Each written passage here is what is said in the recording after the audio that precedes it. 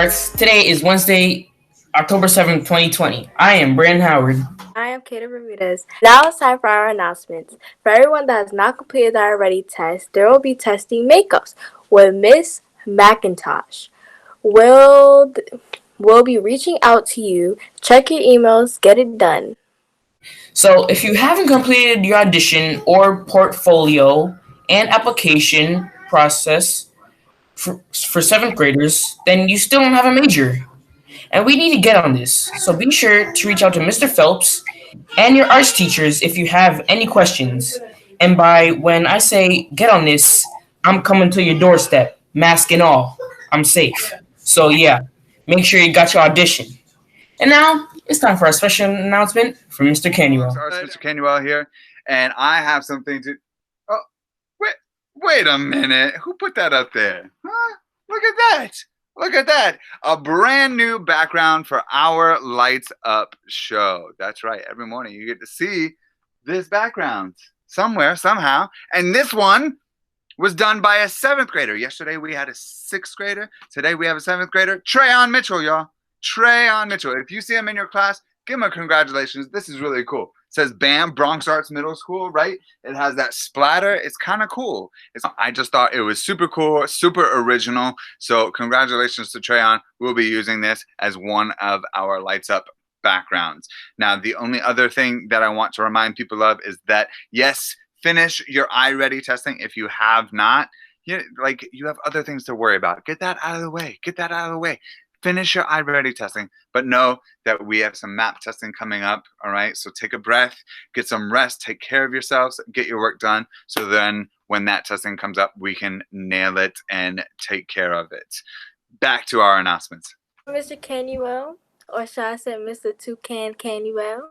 But besides the point, let's get back to our announcements. Advisory starts Friday, October 9th. Be on the lookout for emails from your advisor. Join your advisory Google Classrooms. You already know, EV. Lorraine Hansberry! No. Our first community meeting will be on October 16th. So stay tuned for more information. Wait, I'm sorry, hold on. What do you mean you don't have the information? Go get the information. Go get the information. Okay, more information coming soon for our advisors. Here is the riddle of the week. What is round and shiny but never covered? Do y'all know? Do I know? Do we know? Because I know. I know what it is. Mr. Canuel's bald head. Mr. Canuel. Mr. Canuel's bald head. That is not an answer to a riddle. Your head big, round, and shiny. I know, but I cover it. I put a hat on sometimes. Come on, y'all. Leave my head alone. It's an answer. Okay. It's an answer. It could be anything. It's an answer, Bronx Arts, but that is not the answer to the riddle, unfortunately.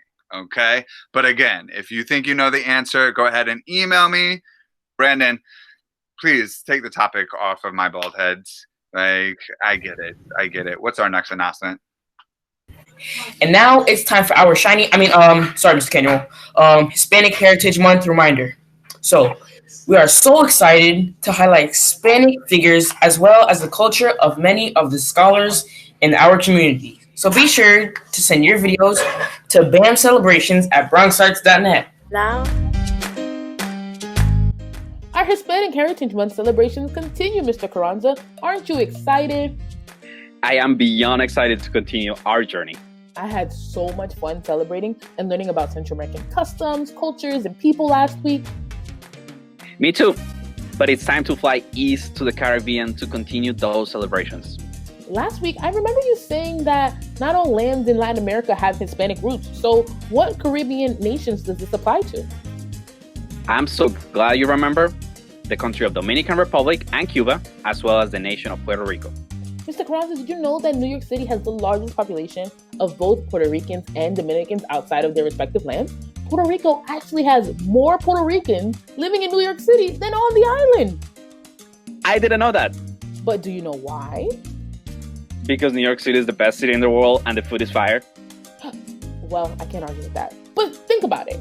Why would people be so willing to leave their homes and families behind with hopes for a better future? There is only one answer to that: money. People go where the money and resources are, where there are jobs and where they think their families can succeed. In the 1930s, during the Great Depression, Puerto Rico's economy was in bad shape and unemployment rates were high. This led to the first large wave of migration from Puerto Rico to New York. Many more waves of migration have since followed. This is why there are so many of those enclaves we were telling me about last week. Puerto Ricans have several of those enclaves all throughout New York City. Yeah, that's right. Puerto Ricans first started settling in Brooklyn, and then they soon started to spill across to the East River, Manhattan, and the South Bronx. Puerto Ricans were actually the first group of peoples of Hispanic heritage to settle in New York City and pave the way for other Hispanic groups in the future. The Puerto Rican activist group, the Young Lords, were actually responsible for the Lincoln Hospital takeover in the 1970s. It was part of their initiative for better healthcare for Bronxites. I had no idea. Tell me, Mr. Carranza, what about our Dominican community? When did they settle in New York and start calling it their home? After the death of Rafael Trujillo in the 1960s, a large wave of Dominican immigrants flocked to New York City. This was mostly due to the influence of the American government. Shortly after, many more waves of Dominican immigration have followed, also in search of employment, resources, and the dreams of a better life. Did you know that remittances from Dominican immigrants in the U.S. make up a large part of the Dominican economy? But what is a remittance? Remittances are sums of money that people collect and usually send back to their countries of origin. So that means Dominicans living in the United States help support the actual country? That's crazy.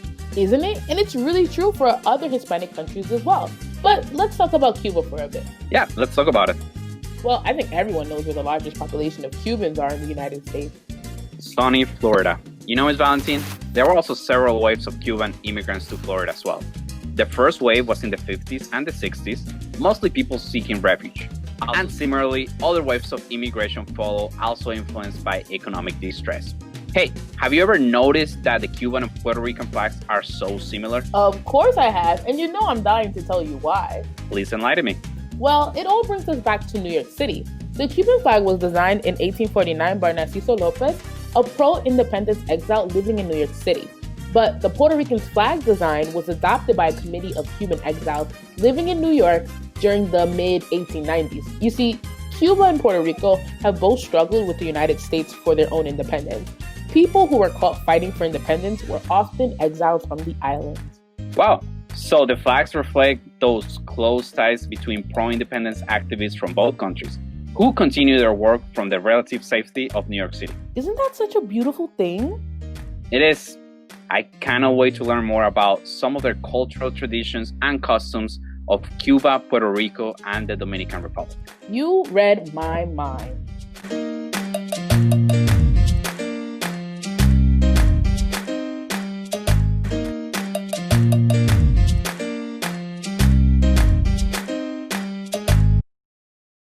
After the death of the dictator Rafael Trujillo in the 1960s, my grandmother migrated to Washington Heights, where she worked really hard in the restaurant as a cook.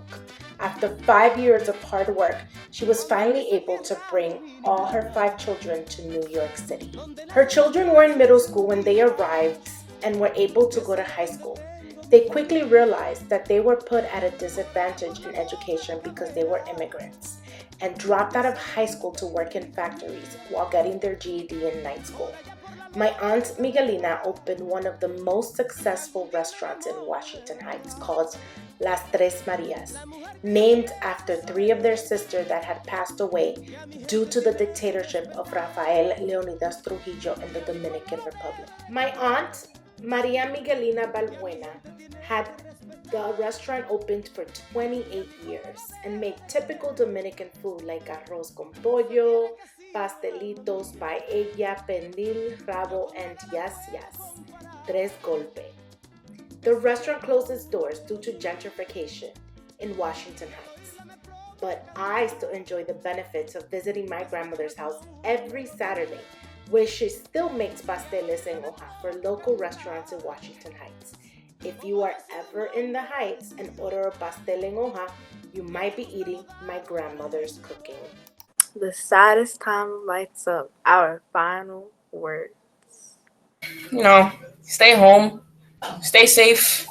Tell your family I said hi. And one more thing, if you didn't hear me the first time, I'm knocking at your doorstep. Get those portfolios done. I got mask and all. I'm coming there. Bye bye. Just wanted to say your mask was upside down, but okay. So back to what I was saying. My final words are like stay safe, draw, go outside, be creative, and have a good day. Bye, Rock Stars! Bye.